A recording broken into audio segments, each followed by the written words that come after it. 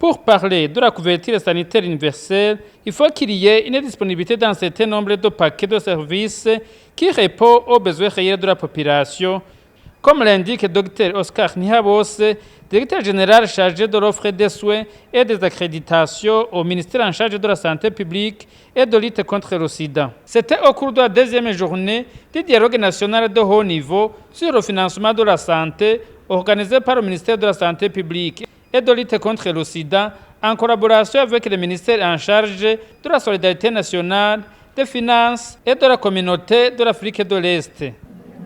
Qu'en est-il alors de l'état des lieux par rapport à ce paquet? Le paquet, à notre niveau du ministère, est défini tenant compte des différents piliers. Il faut d'abord qu'il y ait des infrastructures de qualité qui répondent aux normes. Des infrastructures qui sont très bien équipées avec des équipements modernes. Il faut qu'il y ait des ressources humaines qualifiées et en quantité suffisante, motivées. Il faut aussi alors qu'il y ait la disponibilité des médicaments et autres produits de santé. Nous devons nous assurer que ces ressources sont gérées de manière efficace et efficiente. Il faut qu'il y ait la transparence et la redevabilité. Néanmoins, des défis existent pour atteindre la couverture sanitaire universelle, car bien même il y a des avancées remarquables dans le système sanitaire burundais. Encore une fois, Dr Oscar Nihabose. Le défi alors majeur, c'est que même s'il y a des avancées par rapport à la disponibilité des soins et services de santé, là je peux signaler en matière de prise en charge du VIH, nous pouvons vous rassurer que le pays a avancé. Et il a même dernièrement reçu un prix à l'Afrique du Sud pour avoir été champion de la lutte contre la prévention et la lutte contre le VIH avec l'atteinte des objectifs de 3,90 qui sont préconisés. Nous pouvons vous assurer qu'en matière de prise en charge des soins des enfants de moins de 5 ans et des femmes enceintes, les indicateurs montrent qu'il y a eu une bonne amélioration depuis les 10 ans qu'il y a cette politique. Nous pouvons vous assurer qu'en matière de vaccination, il y a une bonne couverture. Toutefois, nous faisons toujours face à d'autres défis. Premièrement, le Burundi fait face au paludisme. Nous avons de gros chiffres par rapport à la population qui est atteinte par le paludisme. De nouveaux cas tournent autour de plus de 2500, alors que nous devrions atteindre moins de 50 nouveaux cas pour 1000 habitants à risque. Même s'il y a des efforts du gouvernement en matière de prise en charge des enfants de moins de 5 ans et des femmes enceintes, il y a encore beaucoup de femmes qui décèdent en donnant leur vie pendant les moments d'accouchement. Il y a beaucoup d'enfants qui perdent leur vie, qui décèdent dans l'intervalle des premiers 28 jours de vie.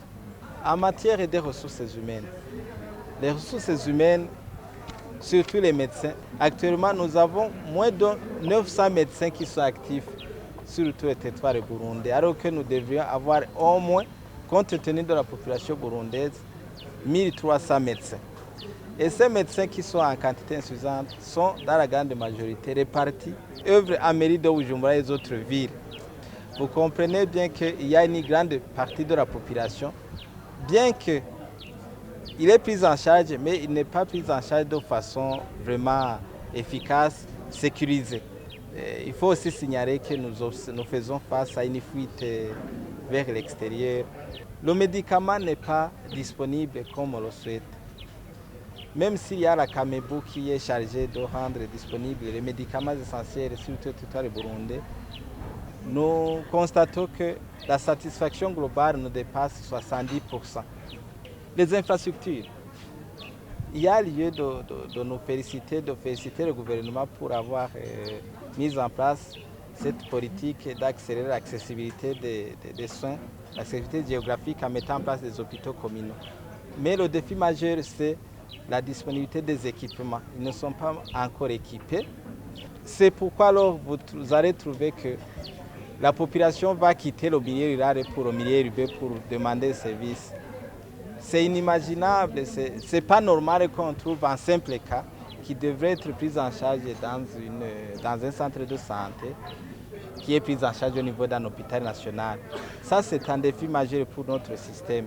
Nous devons agir à ce que les cas, au moins 80% de la population puissent trouver les soins dont ils ont besoin dans leur contrée le plus proche, donc au niveau des centres de santé, des hôpitaux de première référence.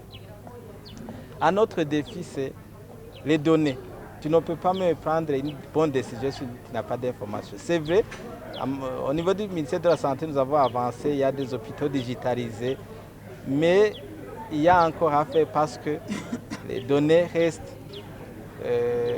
à améliorer. Par exemple, je vous dirais que le secteur privé, les données du secteur privé ne sont pas exploitées, alors que vous savez que beaucoup de maladies, surtout les maladies chroniques comme le diabète, le cancer, l'hypertension, qui font rage actuellement, sont prises en charge au niveau du secteur privé où il y a la majorité des spécialistes. À ce défi, des solutions sont envisageables par le ministère de la Santé publique et de lutte contre le sida. Financer la santé ne signifie pas financer le ministère de la Santé, parce que le ministère de la Santé, pour qu'une population puisse avoir une bonne santé, ne contribue qu'à 20%. Ce sont les autres ministères. Quand on investit par exemple en sécurité routière pour diminuer peut-être les accidents de la voie publique, c'est un investissement dans la santé. Quand on investit dans l'agro-pastoral pour que la population puisse adopter de bonnes habitudes alimentaires, ça c'est un investissement dans la santé. Quand on prend des mesures pour que on prévienne qu'il y ait plus beaucoup de cas de paludisme et de malaria, ça c'est un investissement à la santé. Par rapport aux infrastructures, nous allons revoir nos textes d'accréditation, mettre à niveau les hôpitaux pour qu'un hôpital national puisse être un hôpital national. Il ne faut pas qu'un hôpital soit national par nom. Il faut qu'il soit un hôpital national parce qu'il est. Et nous comptons aussi améliorer le paquet, les infrastructures en termes d'équipement, mais aussi agir sur les ressources humaines. Il y a des ressources humaines qui sont manquantes, les ingénieurs biomédicaux, les techniciens de maintenance. Même si nous allons mettre en place des équipements de dernière génération, s'il n'y a pas de ressources humaines qualifiées, vous voyez que c'est comme si nous aurons toujours à travailler dans le vide. Mais aussi former d'autres ressources humaines en fonction des besoins. Si vous venez investir, nous allons vous montrer, voilà ce que vous avez, voilà une population qui en a besoin, pour ne pas concentrer tous les efforts en ville. Le directeur général en charge des accréditations a également parlé sur les cas de fermeture de certaines pharmacies qui s'observent dans le pays. Le ministère de la Santé publique et de lutte contre le sida, à travers la direction générale en charge de l'offre de soins des accréditations, a constaté depuis un certain temps qu'il y a beaucoup de structures sanitaires et structures de pharmacies privées, pharmacies de vente en détail qui sont éparpillées partout. Et nous nous sommes demandé si réellement elles sont reconnues parce que ce qui se trouvait sur le terrain ne reflétait pas ce qui se trouve dans nos données de routine.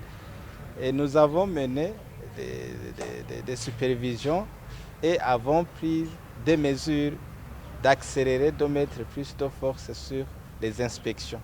Et après les inspections, nous avons trouvé qu'il y avait beaucoup de pharmacies, tout d'abord qui n'étaient pas autorisées, qui n'avaient pas des autorisations d'ouverture, donc qui utilisaient des documents frauduleux, et d'autres qui utilisaient des documents qui n'avaient plus de validité. Vous savez que dans le document qui est en vigueur, chaque structure doit renouveler tous les 2 ans. Et la mesure que nous avons prise, c'était d'abord de fermer, de suspendre les infrastructures dont les autorisations n'étaient pas authentiques. Et c'est une activité qui va continuer. En première phase, il s'agissait d'une inspection quantitative. Nous avons poursuivi avec les inspections et supervisions qualitatives, où nous allons voir comment est le médicament qui est en train d'être vendu, quelle est la qualification, le profil du prestataire. Comme ça, nous serons en train d'améliorer nos prestations de services de santé, surtout nous assurer que le médicament qui est en train d'être utilisé, vendu à la population, répond aux normes de conformité et de qualité supérieure.